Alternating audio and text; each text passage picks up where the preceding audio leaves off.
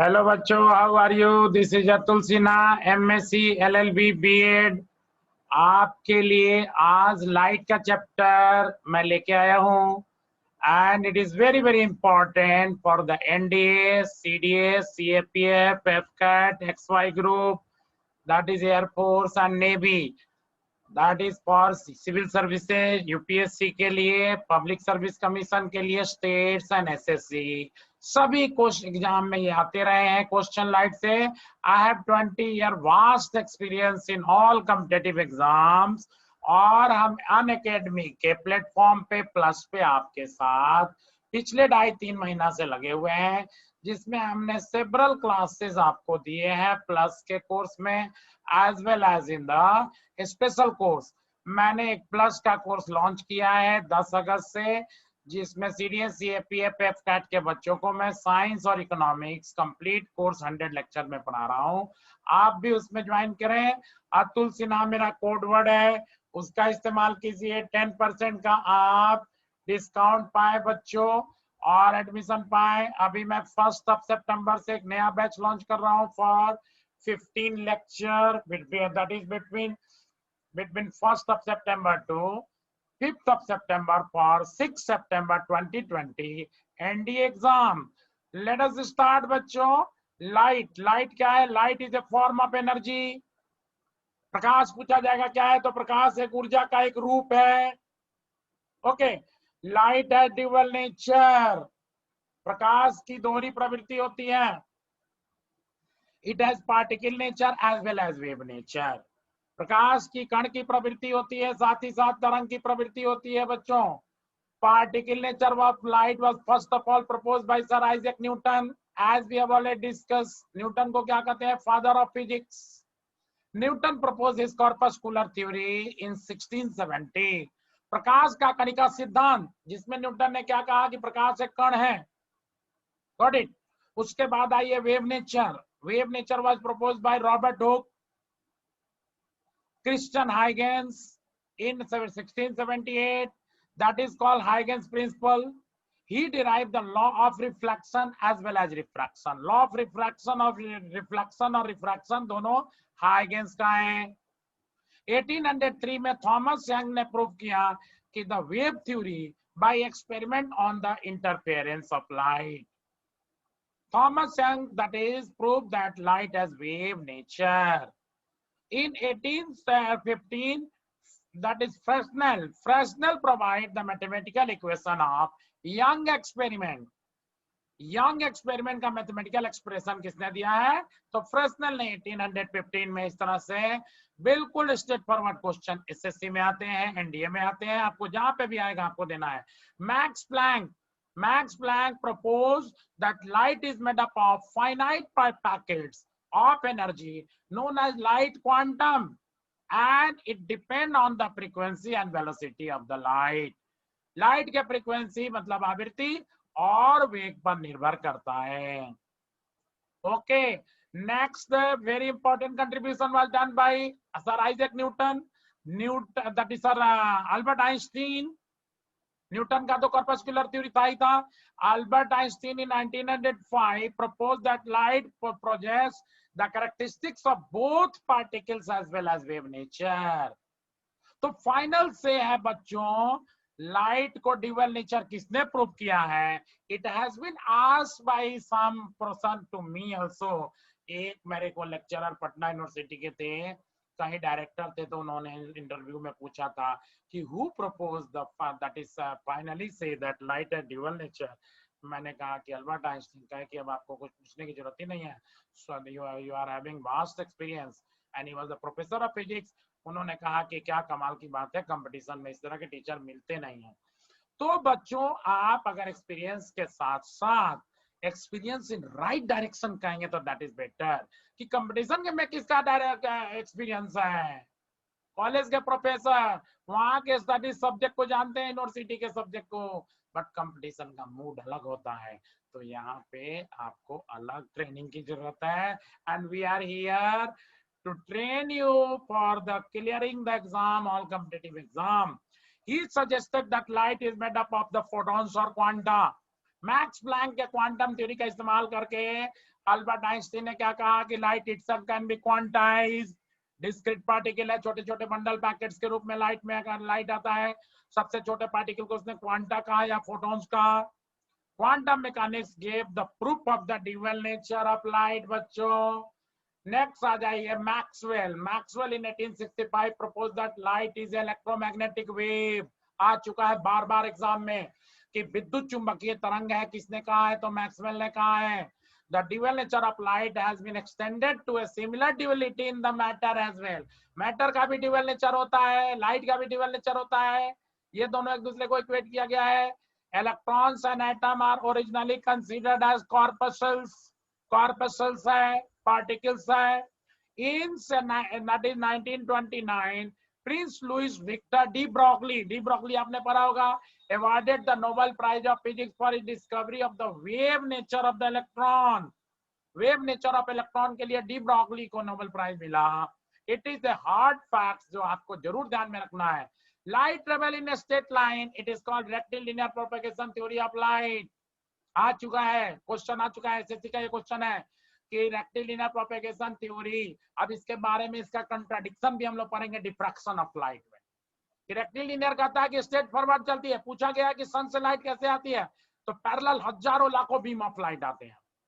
Okay next है कि light does not need material medium for its propagation.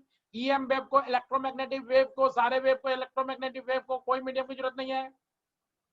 It can travel in the vacuum also. Got it? The speed of the light in vacuum is maximum. प्रकाश का वेग निर्वात में सबसे ज्यादा होता है। कितना होता है बच्चों? तो 3 × 10⁸ मीटर पर सेकेंड। सफिशिएंट है इतना कहना आपके लिए, इसके ज्यादा डिटेल में जाने की जरूरत नहीं है। In air, the speed of the light is 0.03% less than that of a speed in vacuum.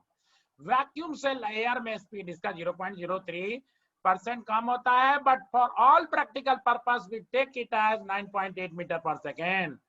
सभी प्रैक्टिकल पर्पस के लिए हम उतना ही ले लेते हैं जितना कि वैक्यूम में है बच्चों, कम ज्यादा नहीं लेना है आपको। ओके नेक्स्ट है कि it is less that is the speed of the light is 25% less in water and 35% less in glass as compared to air. Air के स्पीड से 25% कम होगा इसका वाटर में और 35% कम होगा ग्लास में। ओके नेक्स्ट है कि लाइट टेक अप्रोक्सीमेटली 500 सेकेंड्स और 8 minute 16 and 1/4 second to come from sun to earth. प्रकाश को सूर्य से पृथ्वी तक आने में लगभग 8 मिनट लगता है। एनडीए में आ चुका है। हरियाणा टेट के एग्जाम में आया है कि जब पूछा गया कितना, तो 8 मिनट 16.25 सेकेंड लगता है। 500 सेकेंड एकदम अगर और ज्यादा ग्रॉस में जाओ तो सभी ठीक है, जो भी इसके आसपास होगा आप आंसर कीजिएगा। 8 मिनट 20 सेकेंड भी आता है, जो नजदीक में आपको आंसर है लगा दीजिएगा। Light take approximately 1.25 second to come from moon to earth. चंद्रमा से पृथ्वी तक आने में प्रकाश को लगभग 1.25 सेकंड लगता है। कई जगह पर 1.28 सेकंड भी लिखा हुआ है, but 1.25 second is very very sufficient as per as my knowledge is concern. आप यहाँ पे नहीं रख लीजिए। Light year is a unit of distance. हजारों बार क्वेश्चन आ चुका है कि लाइट ईयर क्या है। ईयर मतलब टाइम का मापक नहीं है, डिस्टेंस का मापक है। Light year is the unit of distance. 1 light year is equal to distance traveled by light in 1 year.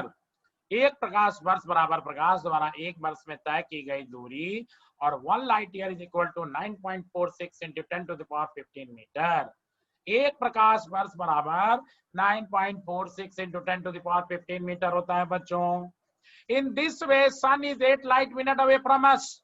हम कह सकते हैं कि सूर्य हमसे 8 प्रकाश मिनट दूर है। Got it?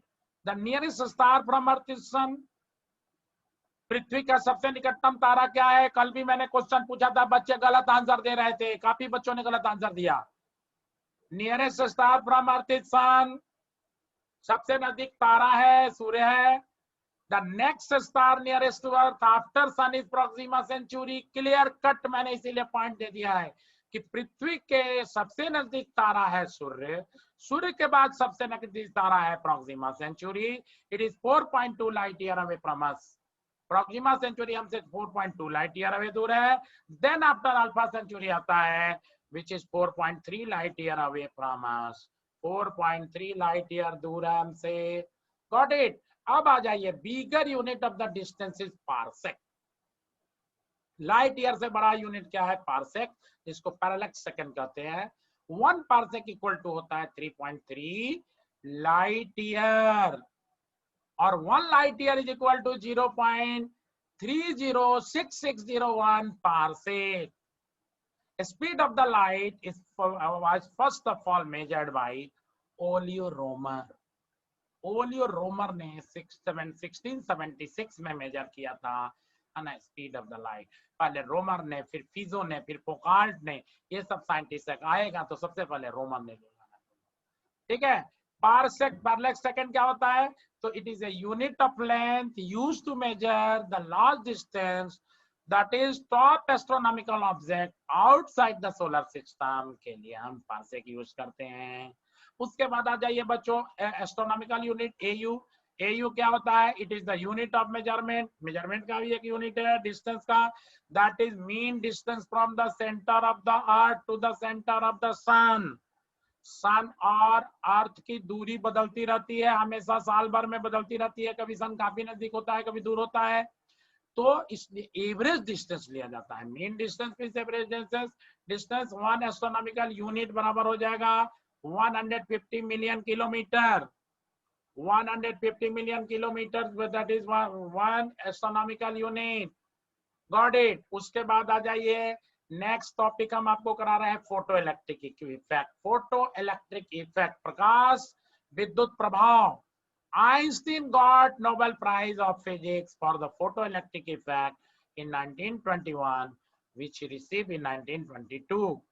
1922 में एक साल बाद रिसीव किया है, लेकिन फोटो इलेक्ट्रिक इफेक्ट के लिए अल्बर्ट आइंस्टीन को नोबेल प्राइज मिला है. एनडीए का क्वेश्चन है, लास्ट टू लास्ट से आया है. ठीक है ना. आपको बहुत बच्चे कंफ्यूज होते हैं कि दैट इज मिला है उसको थ्योरी ऑफ रिलेटिविटी के लिए, तो इक्वल टू mc स्क्वायर के लिए. No, he got Nobel prize for photo electric effect. Photo electric effect क्या है बच्चों? तो based on the Max Planck quantum theory of the black body radiation. Max Planck ने quantum theory दिया था. And black body radiation, Einstein theorized that the energy in each quantum of light was equal to the frequency multiplied by a constant later called as Planck constant. एक constant के बराबर होता है जिसको Planck constant कहते हैं. A photon above a threshold frequency has required energy to eject a single electron, creating the observed effect. मतलब Einstein ने क्या कहा, इसको सिंपली मैं समझाता हूं कि अगर एक मेटल प्लेट है, एक मेटल प्लेट पे एक एप्रोप्रिएट वेवलेंथ का लाइट फॉल करेगा तो उससे इलेक्ट्रॉन इजेक्ट होगा. If appropriate wavelength light fall on a metal plate, then it eject electron. Means light has property to eject electron. Light को इलेक्ट्रॉन इजेक्ट करने की प्रॉपर्टी है, मतलब light has electric property too. ये आपको सबसे main बात याद रखना है. Photon have a threshold frequency has required. एक थ्रेशोल्ड फ्रीक्वेंसी से ज्यादा की रिक्वायरमेंट पड़ती है energy to eject a single electron, creating the observe effect, मतलब फोटो इलेक्ट्रिक इफेक्ट को देखने के लिए. ठीक है. फोटो इलेक्ट्रिक इक्वेशन जो है, kinetic energy is equal to HF minus phi. HF minus phi where H का है प्लैंक कांस्टेंट है, जिसका वैल्यू होता है 6.63 into 10 to the power minus 34 joule second. और F stand for frequency of incident light in joule, और phi क्या है? Work function in joule. तो this is all about the photo electric effect बच्चों. अब आ जाइए wave motion. It is the kind of disturbance. Wave क्या है बच्चों? तो काइंड ऑफ डिस्टर्बेंस है which travel through a medium due to the repeated vibration of the particle of the medium about their mean position. अपने mean position से particle जो back and fourth move करेगा तो उस डिस्टर्बेंस के चलते wave create होता है. The disturbance being handed over from one particle to another, no particle leave its position. Again I am saying it is a kind of disturbance which travel through a medium due to repeated vibration of the particle of the medium about their mean position. The disturbance being handed over from one particle to the next. एक particle है यहाँ पे back and forth back and forth back and forth, आगे पीछे आगे पीछे आगे पीछे मूव कर रहा है, ये वाइब्रेशन उसको देगा, वो वाइब्रेशन उसको देगा, इन दिस वे ये ट्रांसफर होता रहेगा एनर्जी। तो अब आ जाइए characteristics of the wave. Wave motion के कैरेक्टरिस्टिक्स क्या होते हैं? जैसे ये देखिए वाइब्रेशन है, पार्टिकल में वाइब्रेशन अप एंड डाउन है और वेव चलता है, दैट इज उसके परपेंडिकुलर, ट्रांसवर्स मैकेनिकल वेव है ये, ठीक है ना। The disturbance travel through the medium due to repeated periodic oscillation of the particle of the medium about the mean position। पहला point characteristics of the wave motion का पहला point क्या हो जाएगा बच्चों कि the disturbance travel through the medium due to repeated periodic oscillation of the particle of the medium about their mean position. Particle के mean position में vibration के चलते दैट इज वेव चलता है। सेकंड पॉइंट क्या हो जाएगा? The energy is transform from one particle to another without any actual transfer of the particle of the medium. As I have already said कि medium का particle move नहीं करेगा, wave move करेगा, energy move करेगा in the form of vibration. तो यही question आ चुका है आपके लिए, इतना काफी है, यही आपको थ्योरी पढ़ के जाना है। नेक्स्ट थर्ड पॉइंट क्या होगा बच्चों कि each particle that is receives disturbance a little later. Each particle receive disturbance a little later than its preceding particle। पहला करेगा रिसीव पहले, उसके बाद सेकेंड पार्टिकल डिस्टर्बेंस रिसीव करेगा। That is there is a regular phase difference between one particle and the next. Phase difference होता है। And fourth point, the velocity with which a wave travel is different from the velocity of the particle with which they vibrate about their mean position। जिस velocity से wave move करता है वो उसके medium के particle के vibration के speed से अलग होता है, दोनों अलग अलग होते हैं। फिफ्थ पॉइंट होगा the velocity remain constant in A given medium. किसी खास मीडियम में वेलोसिटी एकदम नियत रहती है, while the particle velocity changes continuously during its vibration about the mean position। ठीक है ना, पार्टिकल का वाइब्रेशन जो वेलोसिटी होगा वो progressively that is main position से बदलता जाएगा, कम होता जाएगा। It is the medium at the main position, maximum in the main position and zero at the extreme position. मतलब क्रेस्ट और ट्रफ। आपको अभी अभी एक बच्चा मेरे से पूछ भी रहा था कि सर इसका मतलब क्या हुआ, फोन करके मैं बता दूं बच्चों कि ये एक्सट्रीम पोजीशन है, ये क्रेस्ट है, ये ट्रफ है, तो ये दोनों एक्सट्रीम पोजीशन है। यहाँ पे सबसे मिनिमम होगा और mean position, this one is mean position, horizontal position mean है, यहाँ पे सबसे ज्यादा होगा। ओके, वहां सबसे ज्यादा होगा speed. Extreme the maximum at mean position and zero at the extreme position. The crest और ट्रफ पे आके जीरो ही हो जाएगा velocity. For propagation of mechanical wave, the medium must possess the property of inertia, elasticity, and minimum frequency friction among its particles। बहुत important point है बच्चों, है ना। जिस मीडियम में मैकेनिकल वेव चलेगा उसमें इनर्शिया भी होना चाहिए, इलास्टिसिटी भी होनी चाहिए और मिनिमम फ्रीक्वेंसी होनी चाहिए। इसीलिए अभी हम लोग ट्रांसवर्स वेव देखेंगे कि सॉलिड में चलता है और लिक्विड के अपर पोर्शन पे चलता है। लिक्विड का अपर पोर्शन पे इसीलिए चलता है कि वहां पे सरफेस टेंशन के चलते इलास्टिसिटी होती है, पृष्ठ तनाव के चलते इलास्टिसिटी होती है बच्चों, इसलिए वहां चलेगा। और सॉलिड में चलेगा, गैस में नहीं चलेगा, लिक्विड के नीचे नहीं चलेगा transverse wave. Inertia, tendency of any object to remain its original position, है ना। वाइब्रेशन के बाद भी ओरिजिनल पोजीशन में आ जाए। इलास्टिसिटी, स्ट्रेस अपॉन स्ट्रेन, ये सारी प्रॉपर्टी होनी चाहिए तब जाके दैट इज वेव चलेगा। Types of wave, now very important, mechanical wave. Mechanical wave को आपको पता है कि इलास्टिक वेव भी कहते हैं, अभी अभी हम लोग डिस्कस कर चुके हैं। इलास्टिसिटी होनी चाहिए, इलास्टिक वेव भी कहते हैं। The wave which require material medium for their propagation are called mechanical wave. Their propagation depend upon the elastic property of the medium. अभी अभी हमने डिस्कस किया, इलास्टिक प्रॉपर्टी पे डिपेंड करेगा, ठीक है ना। इलेक्ट्रोमैग्नेटिक वेव मैकेनिकल वेव नहीं है, वैक्यूम में भी ट्रेवल करता है, लेकिन मैकेनिकल वेव क्या करेगा, मटेरियल मीडियम चाहिए उसको, सॉलिड, लिक्विड, गैस, कुछ तो चाहिए। These waves are governed by Newton's law and can exist in material medium such as rock में, water में, air में चलेगा। एग्जाम्पल मैकेनिकल वेव का बच्चों, वाटर वेव हो गया, साउंड वेव हो गया, सेस्मिक वेव, भूकंप का wave. Mechanical wave is a wave that is an oscillation of matter and therefore transfer of energy through a medium. Oscillation of matter होगा तो transfer of energy भी होगा, energy ही transfer होता है, we have already discussed. अब आ जाइए, mechanical wave is of two types, दो तरह का होता है, as we have discussed, transverse mechanical wave. If the vibration in the medium is at the right angle to the wave propagated, then it is called transverse mechanical wave. It travel in the solid and upper portion of liquid. Solid में elasticity है तो चलेगा, और liquid के ऊपरी surface पे चलेगा. Crest and trough are formed in transverse wave. देखो यहाँ पे सबसे ऊपर में जो extreme position है, अभी अभी हमने इस डायग्राम में दिखाया था बच्चों, ये crest है, ये trough है, ये crest, crest, crest, trough, trough, trough. String string string, ऊपर में गर्त गर्त गर्त, नीचे में स्ट्रिंग और गर्त बनता है ट्रांसवर्स वेव में.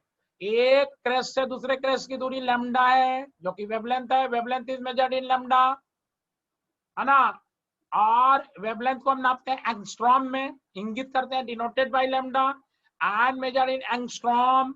1 angstrom is equal to 10 to the power minus 10 metre. आ चुका है क्वेश्चन, ठीक है ना. तो 1 क्रेस्ट से 1 क्रेस्ट की दूरी 1 लैम्डा हो गया. 1 दैट इज मीन पोजीशन से दूसरे मीन पोजीशन की भी दूरी लैम्डा हो जाएगा. 1 ट्रफ से 1 ट्रफ की दूरी भी 1 दैट इज लैम्डा हो जाएगा. Got it. और पूछा जाएगा, क्वेश्चन आया है कि 1 क्रेस्ट से कंसेक्यूटिव ट्रफ की दूरी कितनी होगी, तो half lambda. 1 crest to consecutive trough की दूरी क्या होगी बच्चों, लैम्डा अपॉन 2. तो ट्रांसवर्स वेव को हमने बता दिया कि upper portion of the liquid पे चलेगा एंड सॉलिड में चलेगा. अपर पोर्शन का रीजन मैं बता दिया कि वहां पे इलास्टिसिटी होगी क्योंकि सरफेस टेंशन होगा. Longitudinal mechanical wave, if the vibration in the medium is in the same direction as the wave propagated, then it is called longitudinal mechanical wave. यदि माध्यम में कंपन तरंग में विपरीत की दिशा में हो तो उसे हम that is longitudinal mechanical wave कहते हैं. compression and rarefaction are formed in longitudinal wave. संपिंडन तथा विरलन बनता है. एग्जाम्पल हो गया साउंड वेव. यहाँ पे देखो, एक ये स्लिंकी है, अगर हमने इसको स्ट्रेच किया यहाँ पे तो एक high pressure, low pressure, high pressure, low pressure, high pressure, low pressure, है ना. संपिंडन विरलन, संपिंडन विरलन, हाई प्रेशर एरिया को कंप्रेशन, लो प्रेशर एरिया को rarefaction, high pressure compression, low pressure rarefaction. Pressure difference के साथ चलता है. यहाँ पे और अच्छा क्लियर हमने दिखाया. देखो बच्चों, जैसे मैं कुछ भी बोल रहा हूँ तो एयर में वाइब्रेशन क्रिएट कर रहा हूँ. हमारे वोकल कॉर्ड से एयर में कंपन क्रिएट हो रहा है. यहाँ एयर का पार्टिकल है, back and forth, back and forth, back and fourth. जहां जहां एयर का पार्टिकल अपने मेन पोजीशन से हिल जा रहा है, and that vibration is relate to your ear. Nothing has been transferred from my vocal cord to ear. Nothing has been transferred from my vocal cord to your ear. कुछ भी material medium चल के नहीं जा रहा है. Vibration in the medium खाली जा रहा है. कॉम्प्रेशन, हाई प्रेशर एरिया काफी तेजी आगे बढ़ रहा है, लो प्रेशर पीछे छोड़ता जा रहा है. Got it. तो this is all about the transverse wave and longitudinal wave. अब आ जाइए इलेक्ट्रोमैग्नेटिक वेव और EM wave. EM wave, that is non-mechanical wave. The wave is travel in the form of oscillation. Oscillating electric and magnetic field are called electromagnetic wave. They do not require any material medium for its propagation. Example, radio wave हो गया, microwave हो गया, X-ray हो गया. Matter wave. तीसरा wave क्या हो गया, matter wave. The wave oscillating with the microscopic particles such as electron, proton, neutron, atom, molecule, उसको matter wave कहेंगे. When they are in motion, they are called matter wave. Example, the matter wave और de Broglie wave भी कहते हैं matter wave को. Electron microscope का यही use करता है. Electron microscopes make use of the matter wave associated with the fast moving electron. Okay. और हमने ट्रांसवर्स वेव का चर्चा कर ही दिया था. मैकेनिकल वेव में individual particle of the medium oscillate perpendicular to direction of the wave propagation. One crest and one trough together form one wave. Longitudinal wave भी हमने डिस्कस कर लिया। Individual particle of the medium oscillate along the direction of the propagation. यहाँ पे एक बार फिर से मैं आपको दिखा देता हूँ कि अगर मान लो कि किसी वाटर बॉडी पे एक यहाँ पे तुम कॉर्क फेंक दो, कॉर्क डाल दो, कागज का टुकड़ा, कोई भी फ्लोटिंग सब्सटेंस यहाँ डाल दो, यहाँ पे डाल दो और एक यहाँ कंकड़ मारो और रिपलिंग ऐसे ऐसे ऐसे ऐसे रिपलिंग उठेगी। हमारे समझ से वो कॉर्क को किनारे पे चला जाना चाहिए था, लेकिन कहीं नहीं जाएगा। हाँ, कॉर्क वहीं पे अप एंड डाउन करेगा, वेव ऐसे चलेगा, क्योंकि वाइब्रेशन तो मीडियम में अप एंड डाउन हो रहा है, वेव चल रहा है उसके परपेंडिकुलर। तो this is the transverse mechanical wave. बच्चों गॉट इट। अब आ जाइए इसके प्रॉपर्टी के बारे में थोड़ा पढ़ लेते हैं, हम आपको और एक्सप्लेन कर देते हैं कि that is essential property of a medium for propagation of mechanical wave. Mechanical wave को चलने के लिए एसेंशियल प्रॉपर्टी क्या है? That is, it is the main point जो आपको मैंने डिस्कस किया। It has to be explain so that you can understand very easily. पहला है इलास्टिसिटी, प्रत्यस्थता। प्रत्यस्थता क्यों जरूरी है? तो so that the particle can return to their mean position after being disturbed, है ना। डिस्टर्बेंस के बाद फिर मीन पोजीशन में वापस आने के लिए उसमें इलास्टिसिटी जरूरी है। गैस में इलास्टिसिटी नहीं होता, इसलिए ट्रांसवर्स वेव नहीं चलता। इनर्शिया, दैट इज, इनर्शिया क्या है? किसी भी वस्तु का वह गुण जिसके चलते वस्तु अपनी स्थिति को बनाए रखना चाहता है ना। तो so that it particle can store kinetic energy. Inertia होगी तो उसमें काइनेटिक एनर्जी स्टोर होगा, ठीक है ना। और जड़त्व कहते हैं इसको, जड़ता का नियम, जो कि गैलीलियो गैलीली ने दिया है, डिस्कस कर चुके हैं हम लोग। Minimum friction so that they continue oscillating for a sufficiently long time, है ना। मिनिमम फ्रिक्शन होगा, घर्षण कम होगा, फ्रिक्शन लेस होगा, तो oscillating for sufficiently long time and wave travel A sufficiently long distance through the medium. ज्यादा दूरी चलने के लिए, है ना, फ्रिक्शन कम हो, इलास्टिसिटी ज्यादा हो, साउंड वेव, इसीलिए आयरन में बहुत तेज चलता है ना, एल्युमिनियम में बहुत तेज चलता है। टॉपिक लंबा ना हो जाए इसलिए हमने साउंड का यहाँ चर्चा नहीं किया है। कई बच्चे कंफ्यूज होते हैं कि सर साउंड हो गया क्या? नो, साउंड एक अलग टॉपिक है ना। लॉन्गिट्यूडनल मैकेनिकल वेव हमने खाली बता के यहाँ छोड़ा, उसको अलग टॉपिक में डील करेंगे हम लोग। ट्रांसवर्स वेव हमने फिर बार बार चर्चा किया कि इन the form of crest and trough चलता है। they travel, that they involve change in the shape of the medium से involve है, so that they can be transmitted through the media which have rigidity होनी चाहिए उसमें, है ना। a solid and a string can sustain the shearing strain, stress, shearing stress को झेल सकता है, एक string हो, है ना, या solid particle हो। due to surface tension the free surface of the liquid tend to maintain its level, already we have discuss, एक मेम्ब्रेन लाइक स्ट्रक्चर बन जाता है, इसलिए यहाँ पे चलेगा। लॉन्गिट्यूडनल वेव में travel in the form of compression rarefaction, अभी हमने पढ़ा। They involve change in the volume and density of the medium, density difference के साथ चलता है। अब आ जाइए प्रोग्रेसिव वेव क्या होता है? A wave that travel from one point to of the medium to another is called progressive wave. Stationary wave के उल्टा प्रोग्रेसिव वेव हो गया।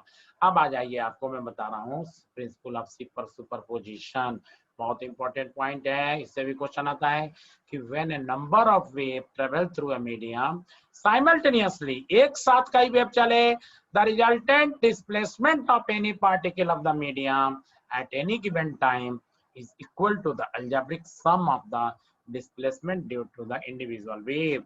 एडिटिव होगा, इंडिविजुअल वेव को जोड़ के सम टोटल जो होगा वो आपका एक्चुअल वेव होगा, जिसको हम लोग प्रिंसिपल ऑफ सुपरपोजिशन कहते हैं, है ना, ऑफ द वेव। फिर से मैं बता दे रहा हूँ कि when a number of wave travel through a medium simultaneously, कब कई सारे वेव एक साथ चलें, the resultant displacement of any particle of the medium at any given time is equal to the algebraic sum of the displacement due to the individual, that is wave, individual wave का जो होगा algebraic sum होगा, उसके चलते displacement होगा बच्चों। तो this is all about the principle of superposition. Now superposition of the identical pulse traveling towards each other, superposition of two identical pulse traveling towards each other क्या होगा? when the two pulses overlap or superpose, the displacement of resultant pulse is twice the displacement of either pulse. अगर दो एक दूसरे पर superpose करेगा, crest का crest, trough का ट्रफ, तो डबल हो जाएगा. That is equal to the sum of the displacement of the two pulses. This is the case of constructive interference. Santoshi व्यतिकरण. कंस्ट्रक्टिव इंटरफेरेंस को क्या कहते हैं? संतोषी व्यतिकरण. जब दो दैट इज वेव एक दो पर सिरे पर सुपरपोज करे इस तरह से कि क्रेस्ट का क्रेस्ट और ट्रफ के ऊपर ट्रफ आ जाए, तो उसको कहते हैं constructive superposition. Superposition of two pulses equal and opposite shape moving towards each other, that is positive pulse of the pulse overlap the negative pulse and seem to cancel to each other. अगर एक दूसरे को cancel करता है इन this वे, पहला वाला diagram आपने देख ही लिया कि क्रेस्ट का क्रेस्ट और ट्रफ का ट्रफ के ऊपर और क्रेस्ट के ऊपर ट्रैप अगर जो दोनों दैट इज वेव है, और यहाँ पे एक दूसरे के एक क्रेस्ट के ऊपर दूसरा ट्रफ, दूसरे क्रेस्ट के ऊपर दूसरा trough, the positive pulse overlap the negative pulse कहेंगे इसको and seem to cancel each other. ऐसा लगता है कि दूसरे को कैंसिल कर रहा है. This is the case of destructive interference. विनाशी व्यतिकरण. The superposition of two wave may head to the following different effect. या तो interference of the wave होगा, या stationary wave होगा, या तो interference of wave होगा, या that is stationary wave होगा. इंटरफेरेंस ऑफ वेव क्या होता है बच्चों? when two wave of the same frequency moving with the same speed in the same direction in a medium superpose on each other, they give rise to an effect called interference of the wave. व्यतिकरण कहते हैं. the oil example जो question आते हैं इसमें मैं बता दे रहा हूं. the oil droplet spread on the water body looks colorful due to interference. पानी के ऊपर तेल के बता के तेल का जो लेयर होता है वो कलरफुल दिखता है इंटरफेरेंस के चलते. Soap and detergent bubbles looks colourful due to interference. झाग जो सर्फ आप पानी में घोलते हैं उसमें झाग के बुलबुले जब लाइट में blue that is blue red दिखता है, वो किसके चलते? इंटरफेरेंस के चलते. सीधा सीधा क्वेश्चन आएगा, कुछ नहीं सोचना इसमें. स्टेशनरी वेव दूसरा इफेक्ट क्या होगा? स्टेशनरी वेव क्रिएट हो सकता है सुपरपोजिशन से. when two wave of the same frequency moving with the same speed in opposite direction in a medium superpose on each other, they produce stationary wave. Stationary wave create करेगा. So this is all about बेटा superposition and interference. We have discussed at length. इससे ज्यादा आपको किसी competition में जरूरत नहीं है. ओके, अब आ जाइए एक बहुत अच्छा इंपॉर्टेंट पॉइंट आपको बता रहे हैं, डिफ्रैक्शन. डिफ्रैक्शन क्या होता है बता? डिफ्रैक्शन विवर्तन. Bending of the wave at the edge of obstacle and forming geometrical shape is called diffraction. तरंगों को किनारों के रुकावट पे मोड़ने और ज्यामितीय आकार ले लेने की घटना को क्या कहते हैं बच्चों? विवर्तन. Grimaldi proposed that diffraction of light occur. Grimaldi ऐसा साइंटिस्ट था जिसने ये बताया कि प्रकाश में विवर्तन की घटना होती है. Okay, diffraction of light is a departure from rectilinear propagation theory of light. अभी हमने कहा था rectilinear propagation कि प्रकाश सीधी रेखा में चलती है और प्रकाश में विवर्तन भी होता है. कैसे? ये देखो, एक कार्डबोर्ड है, मान लो यहाँ से हम इधर से लाइट दिखा रहे हैं, टॉर्च दिखा रहे हैं. ये लाइट को यहाँ से स्लिट हमने बना दिया कार्डबोर्ड में, तो स्ट्रेट जाना चाहिए था, यहाँ स्ट्रेट जाना चाहिए था, सीधा जाना चाहिए था, लेकिन यहाँ स्प्रेड हो रहा है. तो light travel in straight line. अगर घर में पूरा लाइट बंद कर दीजिए, पूरा बंद कर दीजिए, खिड़की बंद कर दीजिए, लाइट में एकदम घर में तो एकदम खूब अंधेरा होना चाहिए था, खूब अंधेरा होना चाहिए था दिन में ही, क्योंकि लाइट तो सीधी जाती है. ऐसा नहीं होता, लाइट डिफ्रैक्ट भी होती है, शैडो एरिया भी बनता है और घूम के आती है लाइट, तो इसलिए डिफ्रैक्शन होता है. डिफ्रैक्शन रेक्टिलिनियर प्रोपेगेशन थ्योरी के डिपार्चर यानी उसके विपरीत है, कंट्राडिक्टरी है, और दोनों सही है.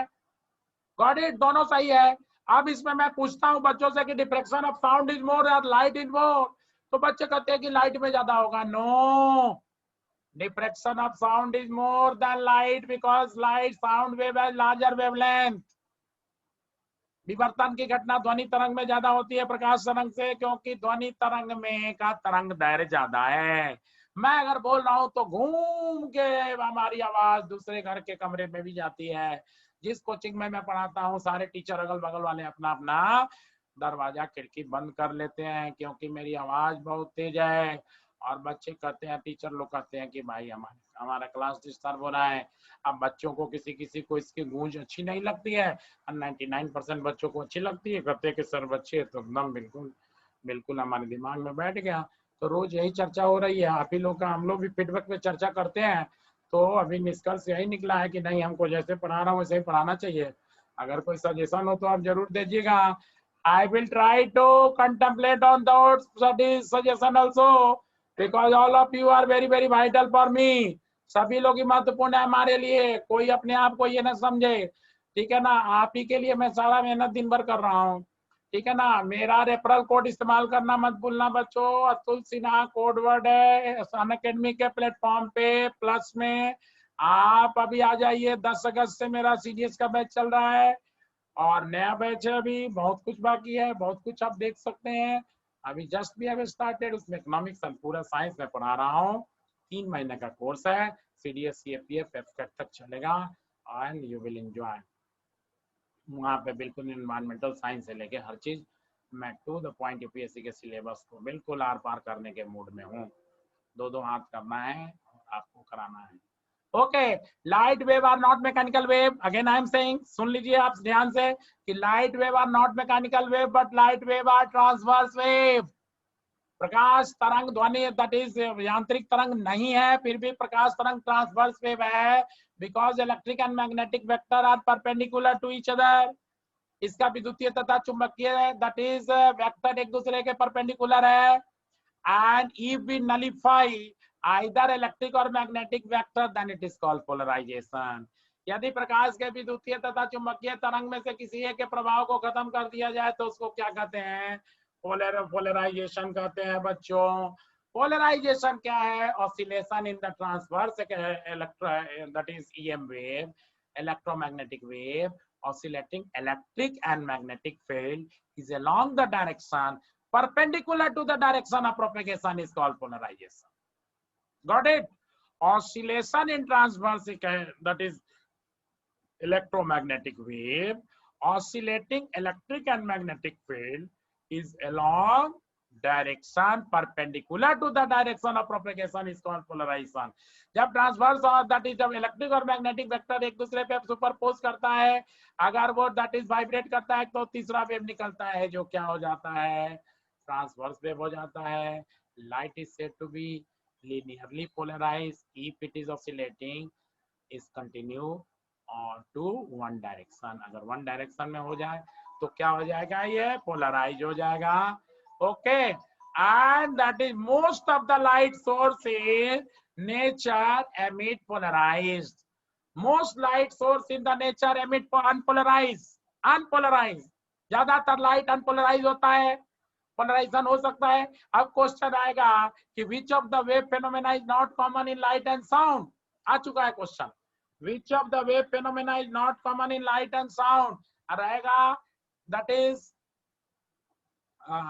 एक रहेगा तो रिफ्लेक्शन, दूसरा रिफ्रैक्शन, तीसरा डिफ्रैक्शन, चौथा पोलराइजेशन। अच्छे अच्छे टीचर घूम जाते हैं, उल्टा सीधा आंसर करते हैं, ठीक है, मैं बता दूं और आपको ज्यादा अच्छा पता है। आंसर क्या होगा? पोलराइजेशन। रिफ्लेक्शन, रिफ्रैक्शन, डिफ्रैक्शन तीनों दोनों में होता है, और sound that is wave already plane polarize है, तो पोलराइजेशन लाइट में होगा, ये कॉमन नहीं है। Okay, it may be polarized by passing it through the sheet of Polaroid invented by E.H. Land in 1938। E.H. Land ने 1938 में इन्वेंट किया था पोलराइड।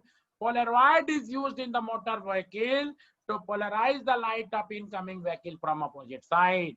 अपोजिट साइड से, दूसरी दिशा से आने वाली प्रकाश के है ना, दैट इज गाड़ियों के चमक को कम करने के लिए टर्मालाइन क्लोराइड लगाया जाता है। ये भी क्वेश्चन आ चुका है सेवरल टाइम।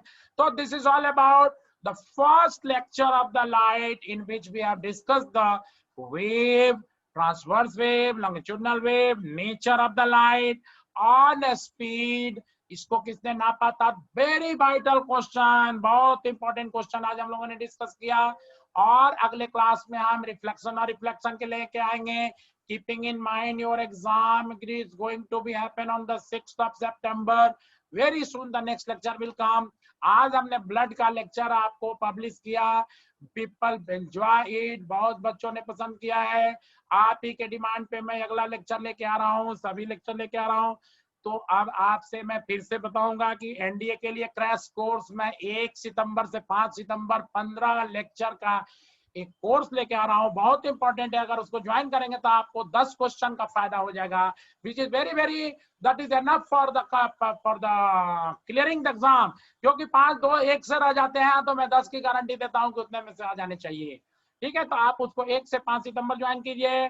और आप अगर सीडीएसई पीएफएफ में कर रहे हैं तो आप मेरे 10 अगस्त वाले बैच को ज्वाइन कीजिए. प्लस के कोर्स में लक्ष्य के नाम से है, जिसमें 10% का डिस्काउंट मिलेगा अगर आप मेरा रेफरल कोड का इस्तेमाल करते हैं, अतुल सिन्हा. अतुल सिन्हा रेफरल कोड इस्तेमाल कीजिए. और सीडीएसई पीएफएफ कैट के लिए आप अनअकैडमी के प्लस पे आइए. And goodbye till that is till time. बच्चों एंजॉय करो. See you for the next class very soon. Second topic मैं लेके लाइट के लिए आऊंगा आपके लिए जल्द से जल्द. तब तक इस वीडियो को स्प्रेड कीजिए, सब्सक्राइब कीजिए अगर नहीं किए हैं तो, क्योंकि 50% लोग तो बिना सब्सक्राइब किए ही देख रहे हैं, ये भी पता चल रहा है. और सारे एडुकेटर कह भी रहे हैं कि भैया फिर सब्सक्राइब करो, लेकिन दैट इज वीडियो तो गो थ्रू हो रहा है, वो सब्सक्राइब नहीं कर रहे हो. It is very very unfair for this hard work. Okay, value it or subscribe it and like it and keep watching. Goodbye.